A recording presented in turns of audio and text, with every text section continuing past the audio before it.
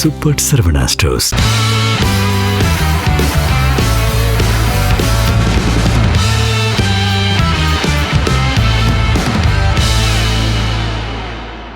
நேயர்கள் அனைவருக்கும் தற்போது நாம் பேசப்போது தமிழ்நாட்டினுடைய கூட்டணிகள்ல ஒரு பெரும் பிரளயங்கள் ஏற்பட்டு வந்தாலும் அதிமுக மற்றும் அமித்ஷா கூட்டணியில, அது பாஜக கூட்டணியாக இருந்தாலும் அமித்ஷா கூட்டணியாக இருந்தாலும் சிக்குண்டு போய் இருப்பதை நாம் பார்க்கிறோம்.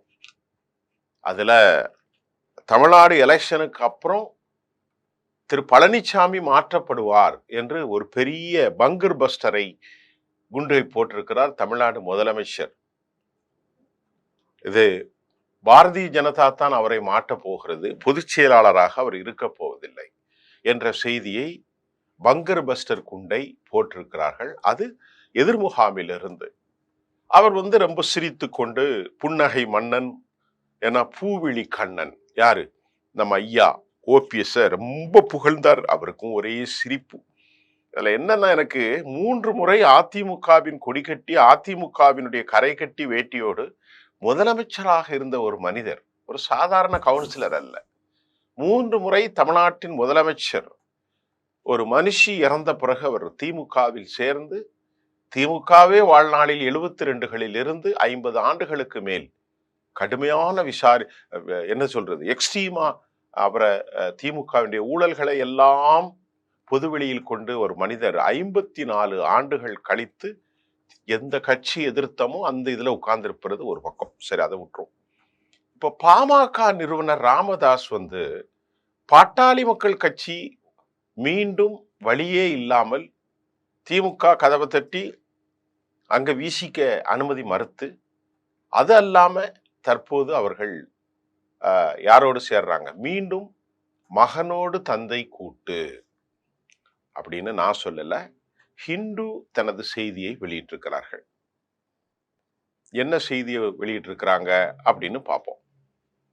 பாமக நிறுவனர் ராமதாஸ் 1998ஆம் ஆண்டு தேர்தல் தொடங்கி அவருடைய கட்சி அரசியல்ல தொடங்கி அதுல 2006ஆம் ஆண்டு வரை தமிழ்நாட்டுடைய ஒரு கிங் மேக்கர். 90களுக்கு அப்புறமே 89லே அவர் பெரிய சாதனைகளைத்தான் புரிந்தார், கிங் மேக்கராக இருந்தார். அப்போதெல்லாம் இந்த பாட்டாளி மக்கள் கட்சி எந்த கூட்டணி இருக்கிறோ அந்த கூட்டணி வெற்றி பெறும் அப்படிங்கிற ஒரு வலுவான நிலை இருந்தது. வன்னியர் வாக்கு வங்கிகளை குறிவைத்துதான் திமுக அதிமுக வடமாநிலங்கள்ல பெரிய வெற்றிகளை பெற்றிருக்கிறார்கள். எனவே தேர்தலில் பாமகவை தங்கள் பக்கம் இழுப்பதற்கு கடும் முயற்சிகள் இருந்தன. ஆனால் நிலைமை கொஞ்சமாக மாறியதற்கு காரணம் தேசிய முற்போக்கு திராவிட கழகத்தின் வருகை. வன்னியர் வாக்குகளை குறிவைத்து திமுக அதிமுகவில் உருவாக்கப்பட்ட வன்னியர் தலைவர்கள் ராமதாசினுடைய மாறி மாறி ஜம்பிங் தாசா மாறினது. அதாவது இந்த பக்கம் போறது அந்த பக்கம் போறது, இந்த மாதிரி யுக்தி பாமகவினுடைய மேல் நம்பிக்கையற்று அவர்களினுடைய வாக்கு வங்கி பெரிதும் சரிவடைந்தது. அதுக்கப்புறம் அன்புமணியை கொண்டு மாற்றம் முன்னேற்றம் அன்புமணின்று எல்லாம் போட்டாங்க, ஒன்றும் வேலைக்கு ஆகல. அதற்கு பிறகு இப்ப அன்புமணி கட்சிக்குள்ள தலையெடுத்த பிறகு தனிப்பட்ட முறையில அவர் தன்னை வளர்த்துக்கிட்டார். அவர் மேல ஏராளமான ஊழல்கள் இருக்கிறது, அதனால பிஜேபி கூடயே சரண்டர் ஆயிட்டார், சரணம் சரணம் அப்படின்ட்டு. ஒரு கட்டத்துல கூட்டணி முடிவுகளை கூட அன்புமணி எடுக்க தொடங்கிய போதும் அப்பாவுக்கு பையனுக்கும் லடாய் வருது. இதுதான் ராமதாஸை ரொம்ப வருத்தமடைய செய்தது. 2024 ராமதாஸ் அதிமுகவோடு தான் கூட்டணி வைக்க விரும்பினார். ஆனால் அன்புமணி போன கார திருப்பி பாஜகவோடு கூட்டணியை முடிவு செஞ்சிட்டார். அப்பாட்ட ஒன்ன செஞ்சுட்டு இடையில காரை டக்குன்னு மாத்தி விட்டார் கமலயத்துக்கு. இதனால பாமகவுக்கு ஒரு வெற்றியும் கிடைக்கலங்க. இதுதான் கடந்த தேர்தல்ல 24 தந்தை மகனுக்கு இடையிலான பெரிய மோதலுக்கு காரணம். இதுல அன்புமணி கட்சியும் மாம்பழ சின்னத்தையும் இப்போ 2வது கைப்பற்றிருக்காங்க.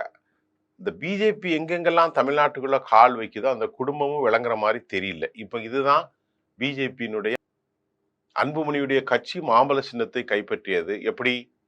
அதாவது மேலிடத்து ஆட்சியால.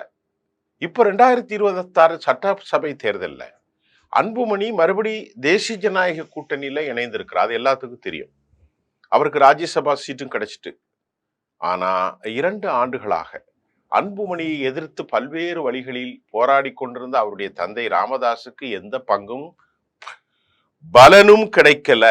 இந்த தேர்தலில் அவர் எந்த பக்கம் போகுது அப்படின்ட்டு அப்படி யோசிச்சு முடிவெடுக்க முடியாமல் தத்தளித்து கொண்டிருந்தார்.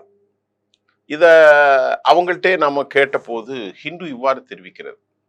இங்க பாருங்க, அன்புமணி என்டிஏ கூட்டணிக்கு சென்றுட்டதுனால திமுகவோடு இணைந்து பதிலடி கொடுப்பதற்கு பெரியவர் ராமதாஸ் திட்டமிட்டார். மறுபக்கம் அன்புமணியை நிறுத்தும் வேட்பாளர்களை எதிர்த்து ராமதாஸ் தரப்பு வேட்பாளர்களை நிறுத்தி நெருக்கடி கொடுக்க திமுகவும் தயாராகத்தான் இருந்துச்சு. ஆனா இதற்கான பேச்சுவார்த்தைகள் நடந்தபோது பாமக உள்ளே வந்தால் கூட்டணியிலிருந்து நாங்க வெளியேறுவோம்னு விசிக்கு எதிர்ப்பு தெரிவித்ததால் பின்வாங்கிய ராமதாஸ் 2வது விஜய் பக்கம் போலாம், தாவேகா பக்கம் போலாம் அப்படின்னு முடிவெடுத்தாங்க. இது தொடர்பாக வெள்ளிக்கிழமை தைலாபுரத்தில் நடந்த ஆலோசனை கூட்டம் நடந்திருக்குங்க. நிர்வாகிகள் பலரும் தாவேகா கூட்டணிக்கு போலாம், தம்பி விஜய் நாம ஆதரிக்கலாம் அப்படின்னு அவங்க ஒரு முடிவுக்கு வந்திருக்கிறார்கள். ஆனால் புதிதாக வந்த கட்சி என்பதால் இதுல ராமதாஸுக்கு அங்கு செல்வதற்கு மனம் வரவில்லை என்றும் சொல்லப்படுகிறது. இதற்கிடையில தேமுதிக இங்க போயிட்டாங்க. எங்க போயிட்டாங்க? திமுகவுக்கு போயிட்டாங்க. தேமுதிகவை எந்த நிலையிலும் தவற விட்டிருக்க கூடாது என்று பாஜக தலைவர்கள் ரொம்ப வருத்தப்பட்டாங்களாம். ராமதாஸ் ஒரு பக்கம் தாவேகா பக்கம் சென்றுட்டா அதுவும் நமக்கு பெரிய பாதிப்பாயிப்பெருமேன்னு பிஜேபியினுடைய நம்ம அமித்ஷா ஐயா ரொம்ப அஞ்சுகிறார். சிக்கலை ஏற்படுத்தும் என பாஜகவுடைய தேர்தல் குழு அதை விரும்பல. அதனால எப்படியாவது பெரியவர் ராமதாஸ என்டிஏ கூட்டணிக்குள்ள கொண்டு செல்லணும்னு நினைக்கிறாங்களாம். இதற்காக பியூஷ் கோயல் சமீபத்துல பெரியவருடைய மக பொண்ணு காந்தி இடத்துல பேசுனாங்களாம். இங்க பாருங்கம்மா காந்தி, 1000 இருந்தாலும் நீர் அடிச்சு நீர் விலகாது. உங்க தம்பி தானம்மா அன்புமணி, 3வது நபர் ஒண்ணு இல்லையே. நாம ஒன்னாக இருந்தால் வெற்றி பெற முடியும். கூட்டணிக்கு வந்தால் உங்களுக்கு தேவையானதெல்லாம் நாங்க செய்து கொடுக்க தயாராக இருக்கிறோம் என பியூஷ் கோயல் யார்கிட்ட சொல்லியிருக்காராம்? காந்திட்ட பேசி அப்பாட்ட சொல்லுங்கோ அப்படின்னு ஒரு உத்தரவாதம் அளித்ததாக தெரிகிறது. என் உயிராக நினைத்த கட்சியை அன்புமணியே என்னிடத்துல இருந்து பறிச்சிட்டாரே, அவருக்கு பதிலடி கொடுக்க வேண்டுமென்றால் மாம்பழ சின்னத்தில் எனது வேட்பாளர்களை நிறுத்த வேண்டும் என்று இதற்கு தைலாபுரத்திலிருந்து மறுபடி ஒரு கோரிக்கை வைக்கப்பட்டிருக்கு. என்ன கோரிக்கை தெரியுமா? நாங்க மாம்பழத்துல நிக்கணும், என்டிஏ கூட்ட நிக்கணும். ஸ்ரீ காந்திட்ட சொன்னாங்க இல்லையா, அப்பாட்ட சொல்லி அப்பா சொல்லியிருக்காரு. 2வது ஜிகே மணி சீட்டு யாருக்கெல்லாம் கொடுக்கணும்? ஸ்ரீ காந்தி 2, அருள் இன்னும் 2 பேர். ஜிகே மணி, காந்தி, அருள் மற்றும் +2 ஒரு 5 டிக்கெட்டையும் கொடுத்து மாம்பழத்தையும் கொடுத்து செலவுக்கு பணமும் தரணும். இதற்கு சம்மதம் என்றால் மொத்தமாக எத்தனை சீட்டு வேண்டும் என்று சொல்லுகிறேன் என தெரிவித்துள்ளார் ராமதாஸ். அதாவது சீட்டு 5 கிடையாது, அதுக்கு மேலதான் இருக்கும் போல. இந்த 5 பேருக்கும் டிக்கெட் வேணும், பிளஸ் எத்தனை டிக்கெட் வேணும் சொல்லி இப்ப முடிவை என்டிஏட்ட சொல்லிட்டாங்க.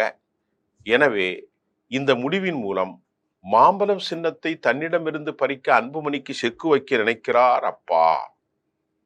இந்த தகவல்களை பியூஷ் கோயல் அன்புமணிக்கு தெரிவிச்சாராம். தம்பி, இந்த மாதிரி இருக்கு, அப்பா இப்படி சொல்றாங்க அப்படின்ட்டு. உடனே தம்பியும் சொன்னாங்களாம், அப்பா நிபந்தனை ஏற்றுக்கொள்ளும் மனநிலைக்கு டாக்டர் அன்புமணி ராமதாஸ் வந்து விட்டார் அப்படின்னு ஹிந்து தன் செய்தியில தெரிவிக்கிறது.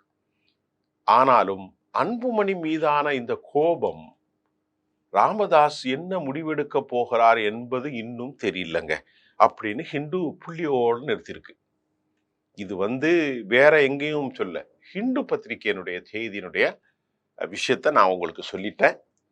இது எப்படி போக போகுது என்று பார்ப்போம். உடைந்த சங்கு ஊத்து பறியாது, அது ரொம்ப எப்பவுமே தெரிஞ்சுக்கிடுங்க. உடைந்த சங்கு எப்போதும் ஊத்து பறியாது. ஃபெவிக்கால போட்டாலும் அதோடைய இயற்கையான சவுண்டு வராது. அதுதான் இப்போ பாமகவில் நடக்கிறது.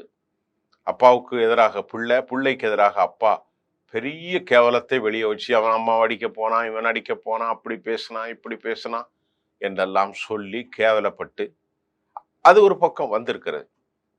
தாவேக்கால போனா அந்த பக்கம் ஒரு கேவலத்தை உருவாக்கி பெண்டாட்டிய அடி அடின்னு அடிச்சான், தனி மேலே வச்சு மூடி வச்சாரு, பிள்ளை ஹாஸ்டல்ல இருக்கு, 250 கோடி செட்டில் பண்றான், வீட்டிலே ஒழுங்கா இல்லை, அப்பா கூட உறவு இல்லை, அம்மா கூட உறவு இல்லை, இவன் ஊருக்கு என்ன வழிகாட்ட போறான் அப்படின்னு திரு விஜய் அவர்களை பற்றி ஒரு பக்கம் விமர்சனம், இங்க அன்புமணியை பத்தி ஒரு பக்கம் விமர்சனம்.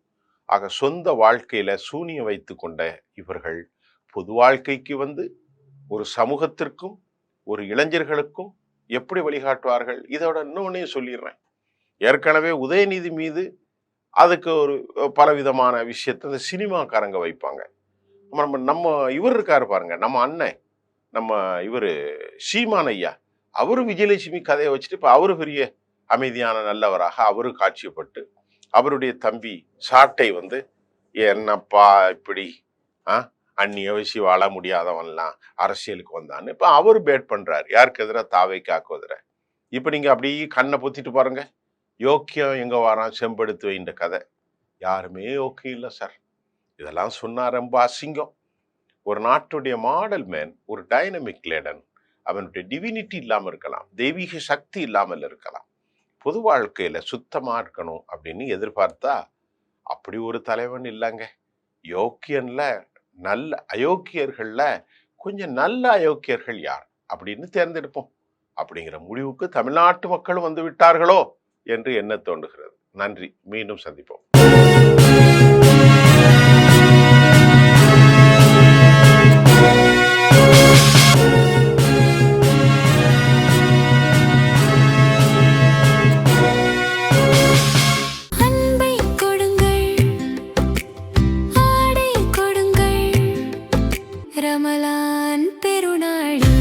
சூப்பர் சரவணா